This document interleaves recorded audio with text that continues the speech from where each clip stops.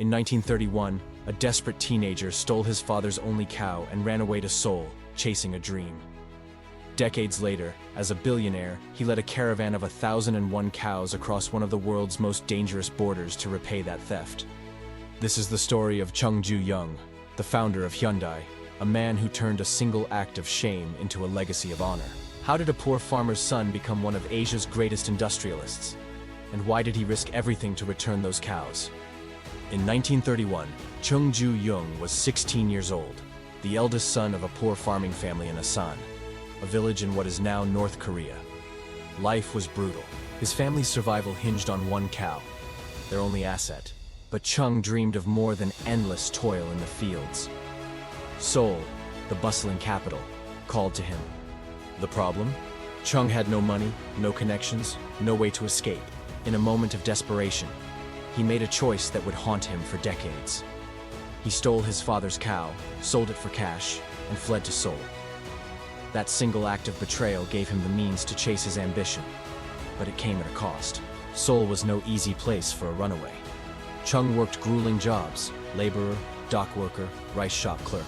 The city chewed up dreamers, and Chung's lack of education and resources threatened to crush him. He was a nobody in a world that favored the connected. The tension was unbearable. Every day, Chung wrestled with his guilt over the stolen cow. He'd promised himself he'd repay his father, but how? He was barely scraping by. Failure loomed large. Return to the village in shame, or keep pushing forward with nothing but grit. The solution came through sheer persistence. Chung's work ethic caught the eye of a rice merchant, who gave him a chance to manage a small shop. By 1940, at just 25, he'd saved enough to start his own auto repair business. It was the first step toward building an empire. But the shadow of that stolen cow lingered. World War II and the Japanese occupation left Korea in ruins. Chung's fledgling business was destroyed, and the Korean War soon followed, splitting the peninsula into north and south. For most, it was a time to survive. For Chung, it was a chance to build. The problem? Starting a company in a war-torn nation was nearly impossible. No capital, no infrastructure, and a divided country. Chung founded Hyundai in 1947 as a construction firm, but the odds were stacked against him. How could he compete in a world dominated by foreign powers and local elites? The tension mounted. Chung's ambition was relentless. He took on massive projects, bridges, dams, even US military contracts during the Korean War. But every success came with risk. A single failed project could bankrupt him. Competitors mocked his lack of formal education, calling him a country bumpkin. And in the back of his mind, the guilt of his teenage theft gnawed at him. The solution? Chung's unrelenting work ethic and audacity. He taught himself engineering, studied global markets, and bet everything on bold moves. By the 1960s, Hyundai was building highways and ports. In the 1970s, Chung took a gamble that changed history. He entered the global auto industry. The Hyundai Pony, Korea's first mass-produced car, was a game-changer. Chung's vision transformed Hyundai into a global brand, making him a billionaire. By the 1990s, he was one of Asia's most powerful men, employing tens of thousands and shaping South Korea's economic miracle.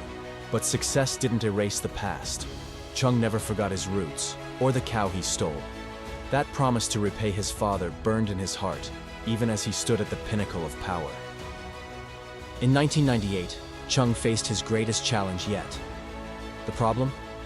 His hometown, Asan, was now in North Korea, separated by the most militarized border in the world. The Korean War had torn families apart, and the Cold War kept them divided. Chung's father had long since passed, but the debt remained. How could he repay a promise across an impenetrable divide? The tension was immense. North and South Korea were technically still at war. Crossing the DMZ was unthinkable. Yet Chung, now in his 80s, saw an opportunity. North Korea was suffering from famine, and Chung believed he could use his wealth and influence to bridge the divide and settle his debt. The solution was audacious. Chung proposed a humanitarian gesture. He would donate 1,001 cows to North Korea, one cow to replace the one he stole, and 1,000 more as interest to honor his father's memory and help his struggling homeland. But this was no simple gift. It meant navigating diplomatic minefields and risking his reputation. In June 1998, Chung led the first caravan of 500 cows across the DMZ. a surreal sight in a place defined by tanks and barbed wire. On the lead cow, he hung a note. "This is the cow I stole to go to Seoul. I'm returning it. The rest is interest." A second caravan of 501 cows followed later that year. The cows were more than livestock. They were a symbol of reconciliation.